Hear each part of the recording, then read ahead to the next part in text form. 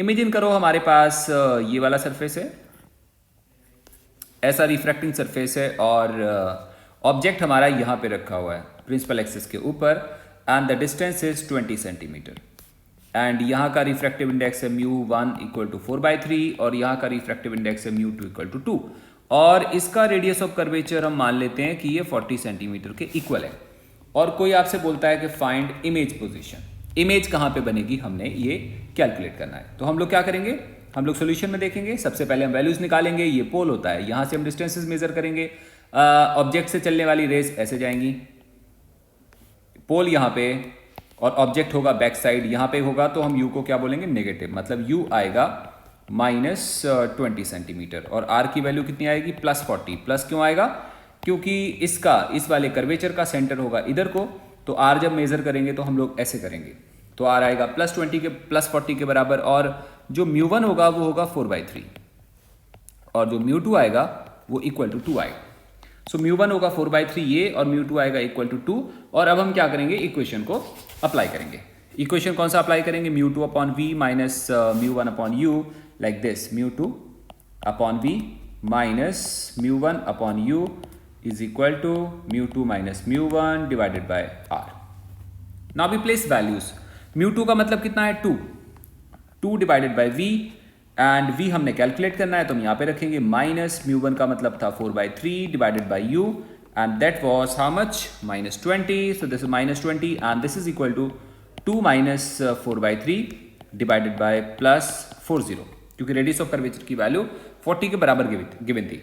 इसको सॉल्व करते हैं, हम सॉल्व करेंगे तो यहाँ से आएगा 2/v इज इक्वल टू, ये प्लस हो जाएगा, वहाँ जाके माइनस होगा और ये आएगा -4/3 इंटू 20 दैट इज 15 आ जाएगा और यहाँ से आएगा plus, that would become 6 minus 4 that is 2/3 into 40। सो ये इक्वल टू आएगा -1/15 और ये प्लस में आएगा 1/60। सो दिस कम्स आउट, यहाँ पे 60 आएगा तो ये हो जाएगा -4 + 1 and that becomes -3/60 that is -1/20। तो -1/20 का मतलब हुआ कि 2/v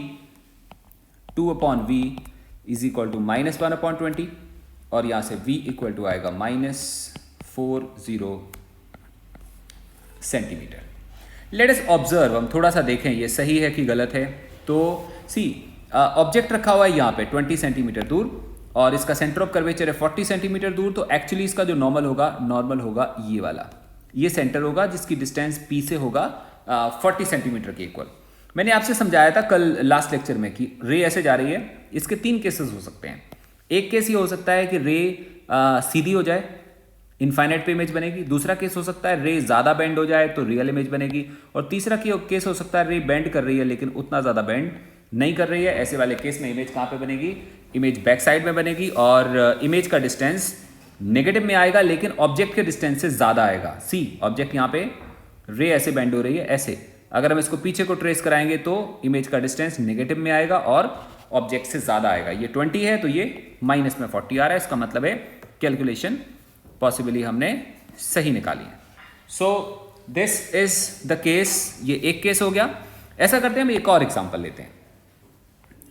हम एग्जांपल में मान के चलते हैं हमारे पास एक स्फीयर है। ये हमारे पास स्फीयर है और इसका जो रेडियस है वो है 20 सेंटीमीटर के इक्वल।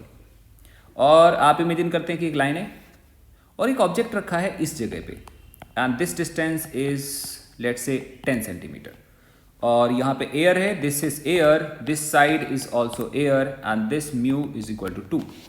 ये ऐसे कुछ हमें गिवन है और अब हमने लोकेट करना है कि फाइनल इमेज का मतलब हुआ इस वाले ऑब्जेक्ट से चलने वाली रे पहले यहाँ पे आएगी, फिर यहाँ पे आएगी, फिर यहाँ पे आएगी।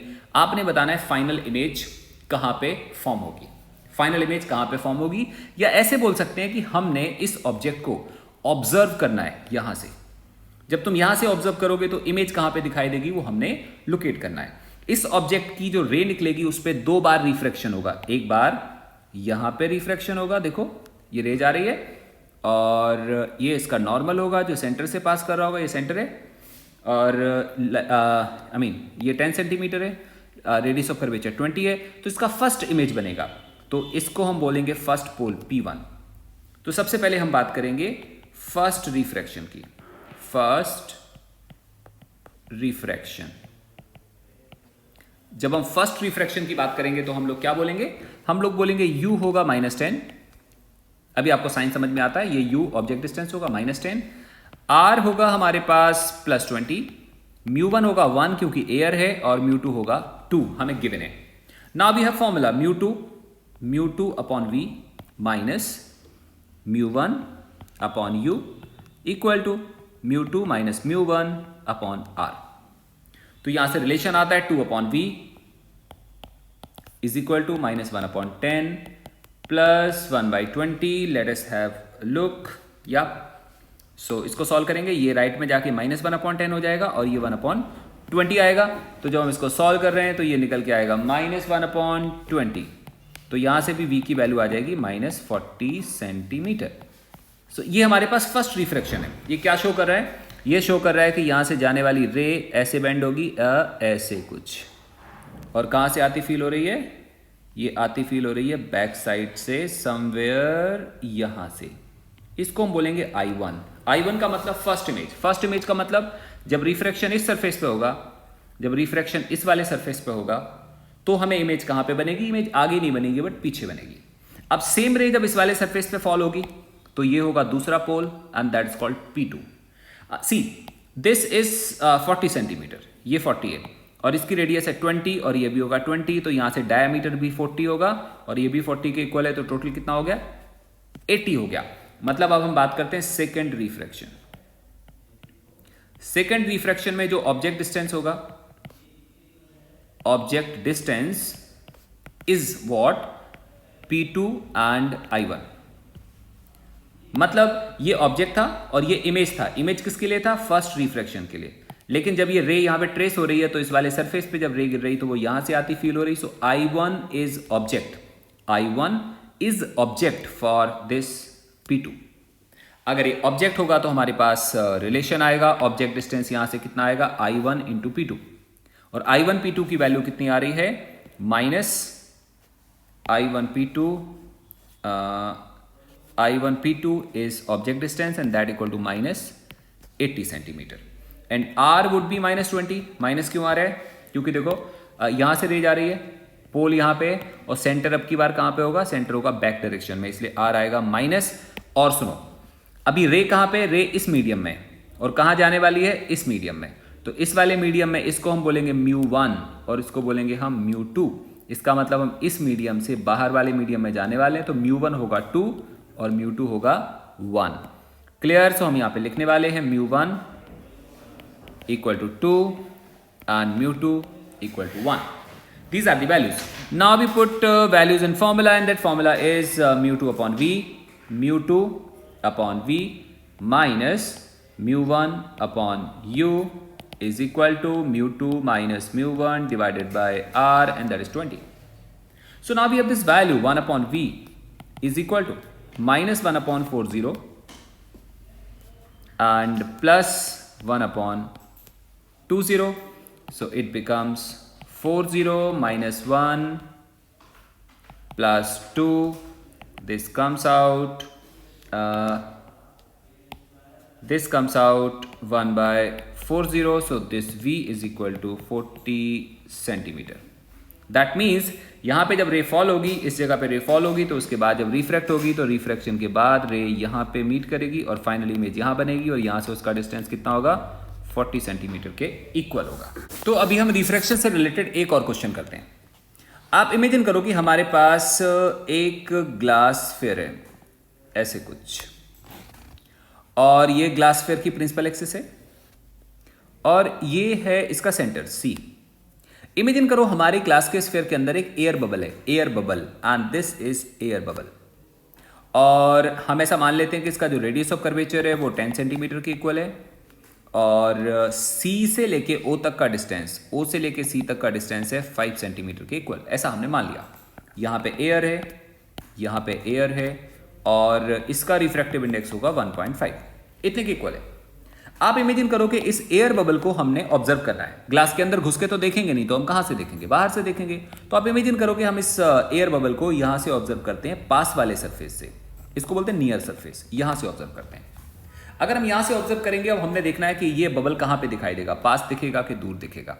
सो कोई आपसे एग्जाम्पल में पूछ सकता है कि locate the image position of air bubble, locate the image position of air bubble when it is viewed from nearer surface, when it is viewed from nearer surface, पास वाले सरफेस से देखोगे तो ये कहाँ दिखाई देगा, ये हमने बताना है। एक केस। दूसरे केस में ये बोल सकता है कि फार्दर सरफेस, दूर वाले सरफेस से देखना है, तब कहाँ दिखाई देगा। So let us solve this part. ये एयर बबल है और हम यहाँ से देख रहे हैं, और ये 10 सेंटीमीटर है और ये 5 है, तो यहाँ से यहाँ तक का डिस्टेंस कितना होगा? 5 होगा। ये इसको हम पोल बोलेंगे P1, P1 is first pole. So we have this solution. जब हमने एयर बबल को नियरर सरफेस से देखना है, तो जो ऑब्जेक्ट डिस्टेंस होगा वो होगा P1O। ऑब्वियस सी बात है, ऑब्जेक्ट से रेज आ रही होंगी ऐसे, और ऑब्जेक्ट कहाँ पे होगा? ऑपोजिट साइड में, तो हम इसको क्या बोलेंगे? -5 सेंटीमीटर के इक्वल। अच्छा, R कितना होगा? R होगा -10 सेंटीमीटर। -10 क्यों आएगा? क्योंकि ये पोल है और रेज ऐसे आ रही हैं, और सेंटर कहाँ पे? ऑपोजिट साइड, तो ये क्या होगा? इधर को आएगा, तो -10 सेंटीमीटर आ जाएगा। अच्छा, μ1 मैंने आपसे बोला था जिस मीडियम में ऑब्जेक्ट होता है उसको हम μ1 बोलते हैं, और जहाँ पे रेज आ रही होती है उसको हम μ2 बोलेंगे। मतलब इस के हिसाब से μ1 को लिखेंगे हम 1.5 और μ2 को लिखेंगे हम 1। Now we can apply formula, and that formula is μ2 upon v minus μ1 upon u is equal to μ2 minus μ1 divided by r। μ2 is 1 upon v minus μ1 is 1.5 upon u, that is -5 is equal to 1 minus 1.5 divided by -10। Check करो, हमने यही value लिखी है हम लोगों ने। r भी हम लोगों ने माइनस बोला है, और ऑब्जेक्ट डिस्टेंस को भी हम लोगों ने नेगेटिव बोला हुआ है। यहां से वैल्यू आएगी 1 upon v is equal to minus this becomes 15 divided by 50। We can write like this, हम लोग ऐसे लिख सकते हैं 15 डिवाइडेड बाय 50, और साथ साथ में आएगा यहाँ पे +1 अपॉन 20। आई बिलीव सही है, हम लोग ऐसे समझ सकते हैं। और हम लोग इसको सिंप्लीफाई करने की ट्राई करें तो हम इसको ऐसे लिख सकते हैं 3, और इसको लिख सकते हैं 10।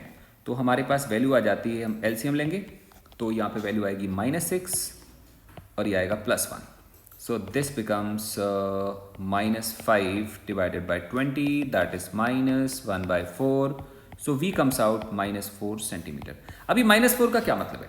-4 का मतलब है कि इमेज उसी तरफ बन रही है। कैसे हो रहा होगा ये? तो मैं इसके लिए बनाता हूँ सेकेंड डायग्राम। वो ऐसे हो रहा है कि हमारे पास this is glass sphere, this is principal axis, this is C, ये हमारा ऑब्जेक्ट है, और ऑब्जेक्ट से रे निकल रही है और वो कुछ ऐसे आ रही है, ऐसे कुछ आ रही है, और ये नॉर्मल होगा। दिस इज नॉर्मल, क्योंकि सेंटर से जाने वाली लाइन को हम नॉर्मल बोलते हैं। अब रे को सीधे जाना चाहिए था, बट सीधे तो जाएगी ही नहीं, क्योंकि जब ये बाहर निकलेगी तो नॉर्मल से दूर हटेगी हल्का सा, है ना। सो ये जाने वाली रे है, it will move away from normal and it will become like this, ऐसे हो जाएगा। तो अगर हम देखें तो कहाँ से आती फील होगी? यहाँ से आती फील होगी। तो एक्चुअली इमेज कहाँ पे बनेगी? इमेज यहाँ पे बनेगी। मेजरमेंट कहाँ से कर रहे थे हम? यहाँ से। थोड़ा कॉमन सेंस लगाते हैं। ऑब्जेक्ट डिस्टेंस कितना दिया था? 5, तो ये इमेज का डिस्टेंस कितना आएगा? विल इट बी 5 और लेस देन 5? आंसर आएगा ये लेस देन 5 होगा। इसका मतलब इसको हम लोग क्या बोल रहे हैं? इसको हम P1 बोल रहे हैं। So actually P1I is equal to less than 5 centimetre, और वो कितना आ रहा है? 4 आ रहा है, -4 सेंटीमीटर। तो माइनस इंडिकेट कर रहा है कि इमेज इस तरफ बन रही है, और 4 इसका वैल्यू होगा। So this is one of the cases. Now we have, इसी में सेकंड केस देखते हैं। सेकंड केस कैसा? हमारे पास ये ग्लास का स्फीयर, सेम चीज़, ये सेंटर, ये ऑब्जेक्ट था जिसको हम लोग एयर बबल बोल रहे थे। अभी हम इसको नियरर सरफेस से देख रहे थे, अब हम इसको फार्दर सरफेस से देखेंगे, मतलब हम दूर वाले सरफेस से देख रहे हैं। अगर हम दूर वाले सरफेस से देखेंगे तो कैसे होगा? ये नॉर्मल होगा, यहाँ से रे चलेगी, ऐसे जाएगी रे, और रे नॉर्मल से दूर हटेगी। दूर हटने का मतलब ये कुछ ऐसे हो जाएगी। अब ऐसे होने में 2-3 बातें हो सकती हैं। एक तो ये हो सकता है कि इतना ज़्यादा हट जाए कि ये यहाँ मिल जाए, मे बी पैरेलल हो जाए, और मे बी पैरेलल ना हो तो इमेज कहाँ बनेगी? इमेज पीछे बनेगी। इसका मतलब अगर इमेज नेगेटिव में आएगी तो ऑब्जेक्ट से दूर बनेगी, और पॉजिटिव में आएगी तो कुछ पता नहीं कहीं पे भी बन सकती है। So now in this case जब हम इसको दूर वाले सरफेस से देख रहे होंगे तो पोल होगा ये वाला, और ये 5 है, ये 10 है, तो ऑब्जेक्ट डिस्टेंस आएगा इस वाले केस में -15 सेंटीमीटर। आर की वैल्यू होगी -10 सेंटीमीटर, क्योंकि सेंटर यहाँ पे होगा, आर ये वाला होगा। अच्छा, μ1 हम किसको बोलेंगे? इस वाले को बोलेंगे, एंड दैट इज 1.5, और μ2 किसको बोलेंगे? एयर को, that is 1। Now we apply formula, and that formula is μ2 upon v minus μ1 upon u is equal to μ2 minus μ1 divided by r, that is -20. So this 1 upon v is equal to -1 by 10 plus 1 by 20, that is 20 minus 2 plus 1, that is -1 upon 20. So v comes out -20 centimetre. v कैसा आ रहा है? Negative में आ रहा है, और negative में आने का क्या मतलब हुआ? इमेज इसी तरफ बनेगी, और मैंने आपसे बोला था जब नेगेटिव में आएगा तो आंसर ऑब्जेक्ट डिस्टेंस से ज़्यादा होगा। मतलब ये कितना है? 15 है, आंसर कितना आ रहा है? 20। मतलब ये जो रे ऐसे बेंड हो गई है, इसकी रे कहाँ से आती फील होगी? इसकी रे आती फील होगी कहीं पीछे, यहाँ कहीं से, ठीक है। और ये थोड़ा सा अगर हम स्ट्रेट बनाते हैं, एक्चुअली ये 20 आ रहा है, 20 आने का मतलब हुआ कि ये यहाँ बनेगी एग्जैक्ट इमेज, ये वाला केस होगा। This is the case, so this is what? Image. So हमारे यहाँ पे हमने रिफ्लेक्शन देख लिया, किससे? ग्लासफेयर से। ग्लासफेयर के अंदर एयर बबल था, एयर बबल से रिफ्लेक्शन हो रहा है और वो बाहर निकल रहा है। सो ऐसे करके हम इस तरह के अलग अलग सरफेसेस के ऊपर प्रैक्टिस कर सकते हैं। डिफरेंट टाइप ऑफ न्यूमेरिकल आपसे पूछे जा सकते हैं और तुम इसे अच्छे से कर पाओगे। कुछ और छोटी सी बातें बताता हूँ आपको। हम लोगों ने लास्ट टाइम एक आर्टिकल करा था जिसमें हमने देखा था कि यहाँ पे पानी फील्ड है और इसके नीचे कोई भी ऑब्जेक्ट है। हम लोगों ने फिश अज्यूम करा था, यहाँ पे इसके अंदर कोई भी ऑब्जेक्ट है, और मैंने आपसे क्या बोला था कि ये कहाँ दिखता है? ऊपर दिखता है। और इसका हम लोगों ने डेरिवेशन देखा था। Same derivation can be applied by refraction formula. इस वाले केस में रिफ्रैक्शन किस सरफेस पे होगा? इस पे होगा, और ये प्लेन सरफेस है। लार्ज प्लेन सरफेस का रेडियस ऑफ कर्वेचर आपको मालूम है कितना होता है? इनफाइनाइट। सपोज करो ये ऑब्जेक्ट है, दिस इज ऑब्जेक्ट, तो ये म्यू डेंसर होगा और ये म्यू रेयरर होगा। अच्छा, ये मान लेते हैं h है, तो पोल कहाँ पे होगा? पोल यहाँ पे होगा। हम एक काम करते हैं, हम रिफ्रैक्शन इसके ऊपर करते हैं, तो हमारे पास फॉर्मूला क्या आएगा? फॉर्मूला होगा μ2 upon v minus μ1 upon u is equal to 0। ऐसा क्यों? क्योंकि r की वैल्यू आ रही है इनफाइनाइट। तो एक्चुअली v कितना आएगा? v is equal to μ2 upon μ1 into u। v equal to μ2 upon μ1 into u। अब यहाँ पे μ2 का मतलब क्या होगा? ध्यान से समझो, मैंने अब तक आपको क्या समझाया था। इसमें μ2 कौन सा मीडियम होता है?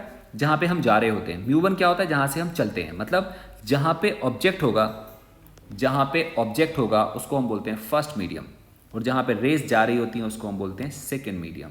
इसका मतलब फर्स्ट मीडियम कौन होगा? डेंसर, और सेकेंड मीडियम कौन सा होगा? रेयरर। इसका मतलब हम लोग क्या कह सकते हैं?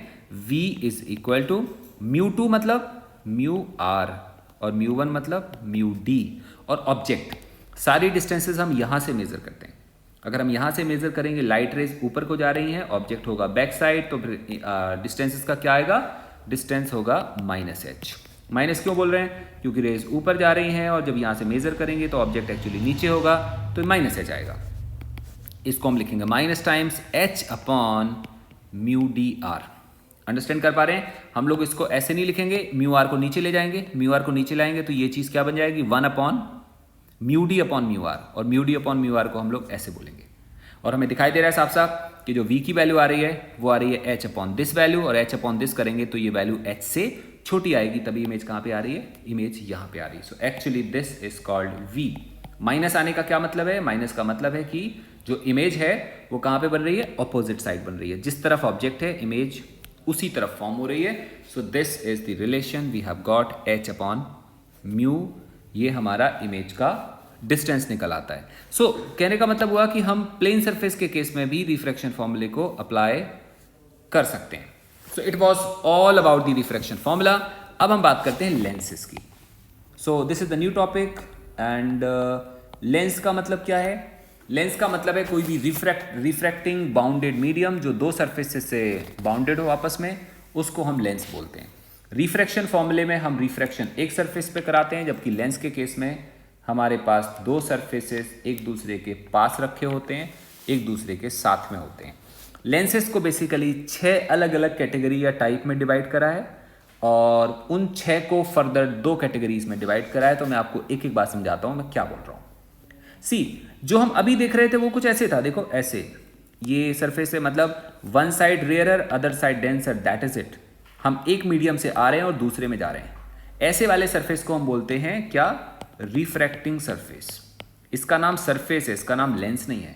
लेकिन आप इमेजिन करो हम एक कटर लेके आए, कटर, और कटर से हम यहाँ पे ऐसे कट कर दें। अगर हम ऐसे कट कर दें तो कौन सी ज्योमेट्री निकलेगी? तो हम देखेंगे हमारे पास ज्योमेट्री निकलेगी ऐसे। या आप ऐसे सोच सकते हो, हमारे पास एक ग्लास का स्फीयर है, ऐसे मान लो आप एक ग्लास का स्फीयर है। हम इसको कितने तरीके से काट सकते हैं? एक तरीका तो ये हो सकता है कि हम यहाँ से कट लगाएं और सीधा ऐसे कट लगा दें। अगर ऐसा कट लगाएंगे तो हमारे पास लेंस आएगा इस तरह का। आई होप आपको समझ में आ रहा है। हम ऐसे भी काट सकते हैं। चलो वेरी गुड, एक टाइप हमें समझ में आ गया। उसके बाद हम इसी ग्लास के स्फीयर में से ऐसे कट लगाते हैं, ऐसे। अगर ऐसा कट लगाएंगे तो हमें कौन सी ज्योमेट्री मिल जाएगी? अगर ऐसा कट लगाएंगे तो हमें ये वाली ज्योमेट्री मिल जाएगी। अच्छा, हम कुछ और देख सकते हैं। हम इसी ग्लास स्फीयर को, ये ग्लास स्फीयर है, हम एक ऐसे कट लगा देते हैं, ऐसे ऐसे ऐसे। अगर हम ऐसे कट निकाल लगाएंगे तो हमारे पास एक लेंस मिलेगा ऐसे वाला। ये 3 तरह के लेंस हमें मिल गए। इसको बोलते हैं, अगर हम यहां से देखें तो इसका रेडियस ऑफ कर्वेचर मान लो R1 है और इसका रेडियस ऑफ कर्वेचर R2 है। इसको हम बोलते हैं by convex. By convex, by मतलब 2 होता है। 2 मतलब इधर से भी कन्वेक्स है और यहां से भी कन्वेक्स है, इसलिए इसका नाम क्या था? By convex. अगर हम इसको ध्यान से देखें तो इसको हम क्या बोलते हैं? इसको बोलते हैं प्लेनो कन्वेक्स। Plano convex. ऐसा क्यों बोलते हैं? क्योंकि इसका एक सरफेस प्लेन है और दूसरा सरफेस कैसा है? कन्वेक्स है। So it is called plano convex.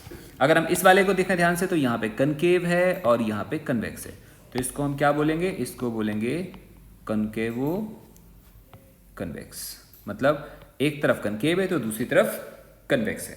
ये हमने 3 अलग अलग टाइप के लेंसेज को देखा। दोबारा से देखें, हमारे पास एक ग्लास स्फीयर है अगेन, हमें इसमें से कट बनाना चाहते हैं। हम क्या कर सकते हैं? हम ऐसा कुछ कर सकते हैं कि यहाँ से सबसे पहले एक ऐसा कट बनाते हैं और ऐसा कट बना के इतने पोर्शन को हटा देते हैं। चलो जी, मैंने हटा दिया, हट गया हमारे पास इतना पोर्शन। अब हमारे पास ये अभी ऐसे पार्ट बचा हुआ है। अब हम क्या करेंगे? हम एक ऐसा कट बनाते हैं ऐसा, और फिर हम ऐसा बनाते हैं और फिर हम ऐसे कर देते हैं, ऐसे कर देते हैं। और अगर अब हम इसको यहाँ से हटाएं तो हमारे पास क्या बन जाएगा? हमारे पास ये बन जाएगा। इसको हम क्या बोलेंगे? यहाँ से देखेंगे तब भी मान लो इसका रेडियस ऑफ कर्वेचर है R1 और इसका रेडियस ऑफ कर्वेचर है R2। लेफ्ट से देखेंगे तो कनकेव दिखेगा, राइट से देखेंगे तब भी कनकेव दिखेगा। इसको हम क्या बोलेंगे? इसको हम बोलेंगे biconcave lens. Biconcave क्यों बोला? क्योंकि दोनों तरफ कनकेव है, सो ये बाय कनकेव हो गया। चलो गुड। चलो हमने यहाँ से एक पोर्शन कट कर लिया था। नाउ व्हाट वी डू, हम ऐसा करते हैं, हम यहाँ से एक कट बनाते हैं ऐसे, और हम मान लेते हैं सॉलिड स्फीयर था, ये सॉलिड ग्लास है। फिर हम क्या करते हैं? एक कट ऐसे बनाते हैं ऐसे, और फिर हम लोग ऐसे कट करते हैं, मतलब ऐसे एक ज्योमेट्री है। ये हम लोगों ने ग्लास में से निकाला। अगर हम इसको निकाल के अलग करें इस पोर्शन को, यहाँ पे आ गया ये पोर्शन, तो ध्यान से देखें ये कैसा लग रहा है दिखने में। एक तरफ प्लेन है और एक तरफ कनकेव है, तो हम इसको क्या बोलेंगे? इसका नाम होगा प्लेनो कनकेव। ये भी एक लेंस हो गया। ओके, एक और लेंस हो सकता है, उसको भी हम इसी में से काट सकते हैं। आप तुम समझ में तुम्हें आ गया होगा। और वो ऐसे हो सकता है कि ए ऐसे है और ये ऐसे है। इसका रेडियस ऑफ कर्वेचर R1 के इक्वल है, इसका रेडियस ऑफ कर्वेचर R2 के इक्वल है। इसको हम बोलेंगे कन्वेक्सो कनकेव। ये कन्वेक्सो कनकेव लेंस है। और कंफ्यूजन कहाँ पे है? कंफ्यूजन होता है यहाँ पे। जब इसकी बात करते हैं तो एक तरफ इसका नाम लिखा हुआ है कनकेवो कन्वेक्स और इसका नाम लिखा हुआ है कन्वेक्सो कनकेव। मैं आपको रीज़न समझाऊंगा किसका नाम ऐसा क्यों है, वो हम अभी बाद में देखेंगे। थोड़ा सा हम और देखते हैं। ये जो लेंसेज हैं, 3 लेंसेज, ये कन्वर्जिंग कैटेगरी में आते हैं। कन्वर्जिंग कैटेगरी का मतलब हुआ कि अगर इन पर रे फॉल होगी तो रे कन्वर्ज करेगी। कन्वर्ज करेगी को अगर हम डायग्राम के हिसाब से दिखाएं तो ऐसे दिखा सकते हैं कि मान लो ये लेंस है, अगर इस पर रे फॉल होती है पैरेलल ऐसे आती है तो it will try to converge ऐसे। तो ऐसी वाली कैटेगरी को बोलते हैं हम कन्वर्जिंग कैटेगरी। अगर हम इस वाले लेंस को की बात कर रहे हो, इस केस में भी सेम केस होगा। अगर हमारे पास रे फॉल हो रही है ऐसे, तो रे हमारी, मैं एवरेज दिखा रहा हूँ, एवरेज। वैसे तो रिफ्रैक्शन दोनों सरफेस पे होगा, रिफ्रैक्शन यहाँ भी होगा, यहाँ भी होगा, लेकिन हम लोगों ने एक बार में एवरेज दिखा दिया, ठीक है। तो यहाँ पे भी रे कन्वर्ज होंगी, ये भी कन्वर्जिंग कैटेगरी है। रादर जब हम इसकी बात कर रहे थे ना, ये वाला we were talking about this, इस केस में भी ऐसे होगा। अगर रे इसके ऊपर फॉल हो रही हैं तो ये भी क्या करेगा, कन्वर्ज करेगा। इसका मतलब ये तीनों लेंसेज एक ही फैमिली के हैं। कौन सी फैमिली है ये? इसको बोलते हैं कन्वर्जिंग फैमिली। और कन्वर्जिंग फैमिली का नाम बेसिकली जब हम बात करेंगे ना कन्वर्जिंग, तो कन्वर्जिंग को कन्वेक्स के नाम से जानते हैं। बस आप इतना भी समझो, कन्वर्जिंग को कन्वेक्स के नाम से जानते हैं। मतलब कन्वेक्स टाइप जितने लेंसेज होते हैं वो इन जनरल कन्वर्जिंग होते हैं। इन जनरल बोला मैंने, not in all the cases. तो ये कन्वेक्स टाइप होता है। अगर कन्वेक्स टाइप होता है तो इसको भी हम कन्वेक्स बोलेंगे, फिर इसको भी कन्वेक्स बोलेंगे, इसको भी कन्वेक्स बोलेंगे। लेकिन ये दोनों तरफ कन्वेक्स है। देखो यहाँ भी कन्वेक्स है, यहाँ भी कन्वेक्स है, इसलिए इसका नाम हो जाएगा बाई कन्वेक्स। अगर इधर का रेडियस ऑफ कर्वेचर और इधर का रेडियस ऑफ कर्वेचर सेम हो जाए, मतलब इसका रेडियस ऑफ कर्वेचर आर हो जाए और इसका आर हो जाए, तो इसको फिर बाई नहीं बोलेंगे, फिर हम बोलेंगे इसको इक्वी। Equi convex. इक्वी मतलब क्या होता है? सेम सेम, है ना। तो फिर ये इक्वी कन्वेक्स हो जाएगा। बाई कब बोलेंगे? जब दोनों तरफ कन्वेक्स है लेकिन रेडियस ऑफ कर्वेचर सेम, मे और मे नॉट बी, लेकिन अगर रेडियस ऑफ कर्वेचर दोनों तरफ सेम होगी तो इक्वी कन्वेक्स। लेकिन कैटेगरी कौन सी है? कन्वर्जिंग टाइप या कन्वेक्स टाइप है। जब हम इसकी बात बोल रहे हैं दूसरे की, तो हमें साफ साफ दिख रहा है ये प्लेनो कन्वेक्स लेंस है, लेकिन सबके साथ क्या जुड़ेगा? सबके साथ जुड़ेगा convex lens. Biconvex, plano convex and concavo convex lens. ध्यान देना, कनकेवो ये अलग है और साथ में लिखेंगे हम कन्वेक्स लेंस। मैं ऐसे लिख देता हूँ, ज़्यादा अच्छा होगा। मैंने इसके साथ लेंस को जोड़ दिया। इसका मतलब ये टाइप कन्वेक्स है क्योंकि ये कन्वर्जिंग है। सो इस लेंस का नाम कन्वेक्स लेंस है, लेकिन सिंस इसका एक सरफेस कनकेव टाइप है इसलिए इसका नाम क्या हो गया? कनकेवो कन्वेक्स लेंस। ये एक फैमिली है। उसकी ऑन दी अदर हैंड दूसरी फैमिली ये वाली है जिसमें हम डाइवर्जिंग लेंस की बात कर रहे थे। जब इस पर रे फॉल होती है ना, मतलब ये रे ऐसे आ रही है। अगेन मैं एवरेज दिखाता हूँ, एवरेज हम सेंटर से दिखाएंगे। एवरेज दिखाएंगे तो मैंने ऐसे दिखा दिया, ये डाइवर्ज कर रहा है। डाइवर्जिंग कैटेगरी को हम कनकेव कैटेगरी बोलते हैं। याद रखना, डाइवर्जिंग का मतलब कनकेव। तो इसका मतलब हुआ ये जो बाकी की फैमिली में 3 लेंसेज थे वो तीनों के तीनों कैसे हैं? डाइवर्जिंग टाइप है, इसलिए हम तीनों को कनकेव टाइप कैटेगरी में रखते हैं। और that was like this and like this. तो अगर इस पे भी रे फॉल होगी सेकंड वाले पे तो भी ये डाइवर्ज होगी ऐसे कुछ, और अगर इस पे रे फॉल होगी तब भी वो डाइवर्ज होगी, क्योंकि इसका टाइप कौन सा है? इसका टाइप है डाइवर्जिंग। इसलिए इसका नाम भी कनकेव लेंस है, इसका नाम भी कनकेव लेंस है, इसका नाम भी कनकेव लेंस है। बस फर्क क्या है? इसको हम क्या बोलेंगे? Biconcave. तो इसको क्या बोलेंगे? Plano concave. तो इसको हम क्या बोलेंगे? Convexo concave lens. But all 3 are the concave type lenses. Perfect हो गया। थोड़ा सा और डिस्कशन अभी हम इसके बारे में करेंगे, थोड़ा थोड़ा हम देखते हैं। जैसे आप इमेजिन करो, मैं अभी कन्वेक्स लेंस को डिफाइन कर रहा हूं। इमेजिन करो कि हमारे पास ये लेंस है, तो इसमें 2 रेडियस ऑफ कर्वेचर हैं। 2 रेडियस ऑफ कर्वेचर होने का क्या मतलब हुआ? इसका ये मतलब हुआ कि अगर हम लेफ्ट वाले कर्वेचर को पूरा करें तो वो ऐसे बनेगा। अगर हम लेफ्ट वाले कर्वेचर को पूरा करें तो वो ऐसे बनेगा, और राइट वाले कर्वेचर को पूरा करेंगे तो वो ऐसे बनेगा। नाउ मे और मे नॉट बी, मतलब ये फर्स्ट सरफेस है ना, फर्स्ट है, तो इसका सेंटर कहाँ पे दिख रहा है? हमें यहाँ दिख रहा है। इसको हम क्या बोल रहे हैं? C1। और इस डिस्टेंस को क्या बोलेंगे हम? R1। इसी तरह से ये जो सेकंड वाला सरफेस है इसको हम सेकंड बोलेंगे ना, ये सेकंड है, तो इसका सेंटर यहाँ पे होगा, उसको हम क्या बोलेंगे? C2। और यहाँ से लेके यहाँ तक के डिस्टेंस को क्या बोलेंगे हम? R2। समझना पड़ेगा आपको। जो ये है इसका सेंटर राइट में होगा, और जो ये है इसका सेंटर कहाँ पे होगा? लेफ्ट में होगा। सिमिलरली कनकेव के केस में भी होता है। कनकेव के केस में भी ऐसी कुछ है, लेकिन थोड़ा सा रिवर्स हो जाता है। कन्वेक्स के केस में अगर R1 पॉजिटिव होगा, R2 नेगेटिव होगा, तो कनकेव में जस्ट उल्टा होगा इसका। जैसे हम यहाँ पे बात कर रहे हैं, ये एक स्फीयर होगा, सी लुक एट दिस, ये एक स्फीयर होगा लाइक दिस, और ये एक दूसरा स्फीयर होगा, it will be the second sphere like this. तो हम इसको फर्स्ट बोलते हैं। अगर हम इसको फर्स्ट बोलेंगे तो इसका सेंटर कहाँ पे होगा, यहाँ पे, और इसका सेंटर कहाँ पे होगा, सी यहाँ पे। तो यहाँ से लेके यहाँ तक का डिस्टेंस R1 होगा, और यहाँ से यहाँ तक का डिस्टेंस क्या होगा, R2 होगा। ओके, यहाँ तक क्लियर हो रहा है हमें, बहुत अच्छी बात है। चलो कुछ और बातें। हमारे पास अगेन ये लेंस है, इस वाली लाइन को प्रिंसिपल एक्सिस बोलते हैं।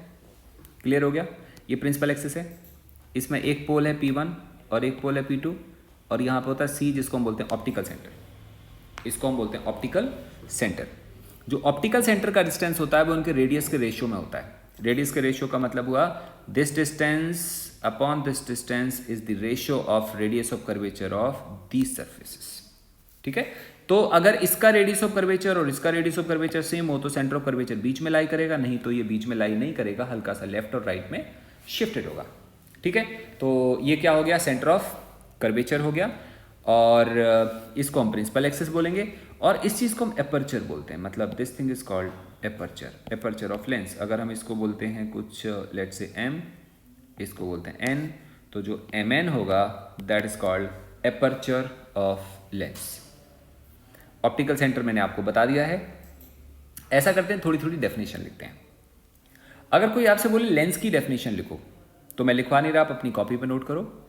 Lens is a portion, lens is a portion of a transparent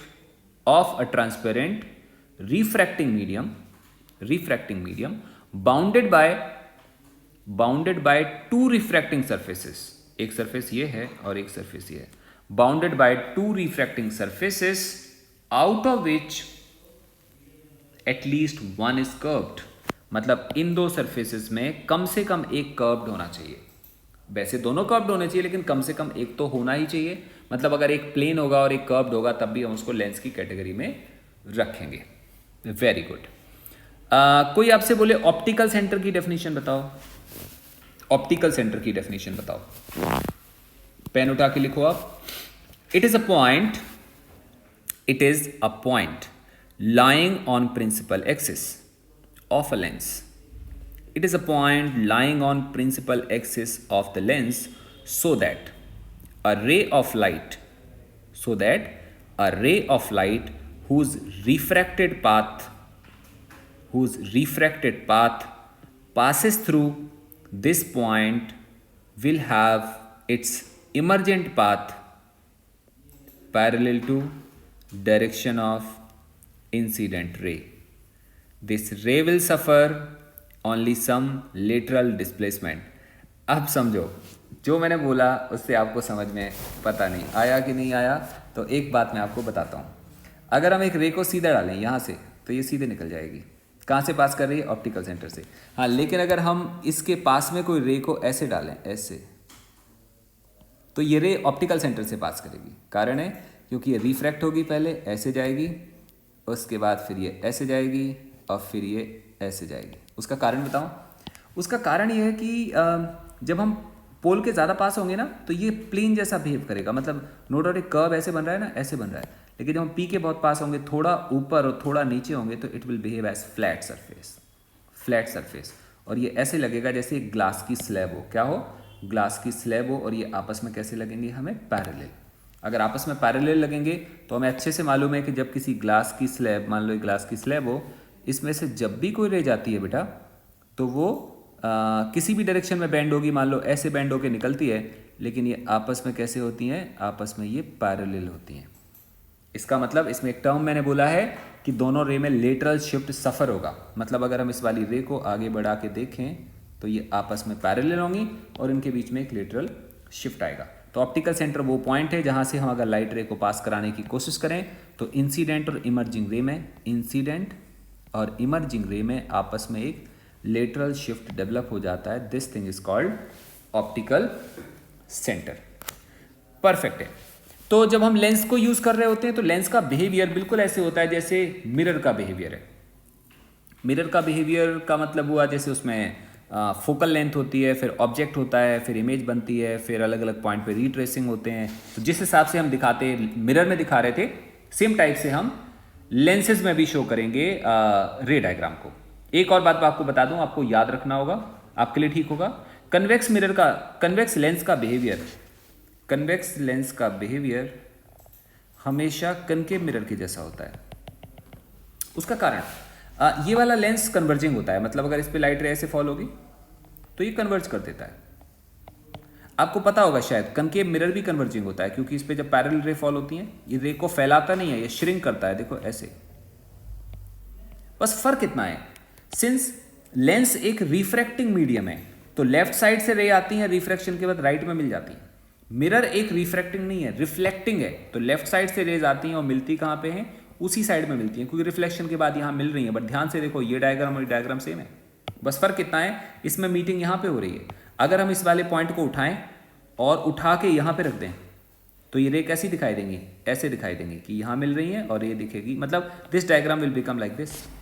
so convex lens always behaves as concave mirror and vice versa. And vice versa का मतलब, अगर हम कनकेव लेंस ले लें तो कनकेव लेंस डाइवर्जिंग टाइप होता है। अगर हम इसके ऊपर रेज को फॉल कराएंगे ना तो रेज ऐसे जाएंगी, और ऐसे जाने के बाद मैं एवरेज दिखाता हूं तो हम सेंटर से दिखा देंगे और ये ऐसे चले जाती हैं ऐसे। और अगर हम कन्वेक्स मिरर की बात कर रहे हो तो कन्वेक्स मिरर पे हम जब रेज को फॉल करा रहे होंगे, लेट से हमने एक रे को ऐसे फॉल कराया और एक को ऐसे फॉल कराया, हम पहले देख चुके हैं। और पहले हमने क्या देखा, ये रे ऐसे हो जाएंगी, ये श्रिंक हो रही है कि डाइवर्ज हो रही है, ये एक्चुअली डाइवर्ज हो रही है। इसका मतलब इसका बिहेवियर और इसका बिहेवियर कैसा होगा, सेम होगा, और इसका बिहेवियर और इसका बिहेवियर सेम होगा। इवन रे ट्रेसिंग भी सेम होगा। रे ट्रेसिंग का क्या मतलब हुआ, इस केस में जब हम ऑब्जेक्ट को सी पे रखते थे, सी मतलब सेंटर, और सेंटर मतलब होता था 2f, पता है ना। तो इस केस में जब हम ऑब्जेक्ट को 2f पे रखते थे तो इमेज 2f पे बनती थी। लेंस के केस में भी सेम होगा, अगर हम ऑब्जेक्ट को 2f पे रखेंगे तो इमेज 2f पे बनेगी। मैं आपको भी ट्रेस करके दिखाऊंगा, बस आपने क्या करना है, हर बार कंपैरिजन करना है। अगर आपको ये आता है तो आपको ये समझ में आ जाएगा, एंड अगर आपको लेंस समझ में आता है तो आपको मिरर समझ में आ जाएगा। तो नेक्स्ट लेक्चर में हम लोग डेरिवेशन देखेंगे, lens formula and lens maker formula and different type के फॉर्मूले, जिससे हमें लेंस के बारे में मैथमेटिकल डेरिवेशन समझ में आ जाएंगे। आज के लिए इतना lecture, thank you so much बेटा, बाय बाय।